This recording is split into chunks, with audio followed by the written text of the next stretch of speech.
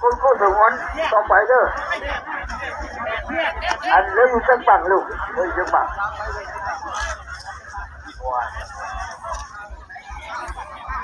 เมืองวังไฟท่านประหลัดครับวังไฟท่านประหลัดท่านเป็นสำนักโอ้จะเป็นบ่ออย่างนอกอบตกระโดดเจาะสำนักงานประหลัดเงินการพนันยังไม่ใช่แถวนี้การพนันมีรถอย่างรวมป่าท้ายพวกนะครับเงินต่างนะครับต่างคนนี้มันเลยอยู่ในหน่อยนะครับคนไทยให้เอาบอกคนที่อยากคนอยากนี่คนอยากเที่ยงคนว่าสนใจดองคนอยากเที่ยง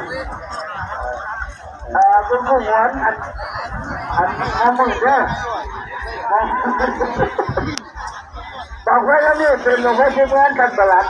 คุณแม่หมาคุณหมดเด็กหมดหลายเด็กที่รอเลยเด็กหมดต่างจากสู่แต่เที่ยงบอกไปแก่ท่าเป็นว่าจะสู่แต่เที่ยงฝั่งที่แหลกมันยังระเบิดอาหารมันเทียบกว่าเป็นแก่ท่าอยู่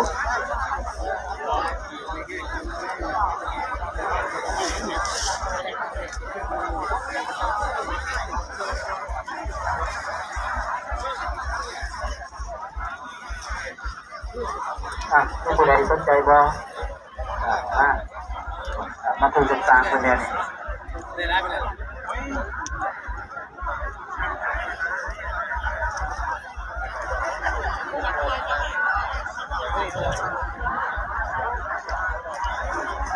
บางไฟแล้วนี่เป็นบางไฟของสำนักปลัด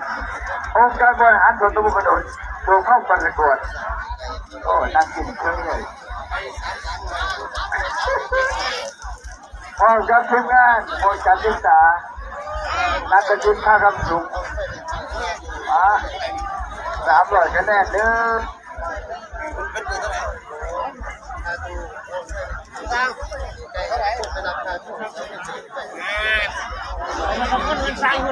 พร้อมกับทีมงาน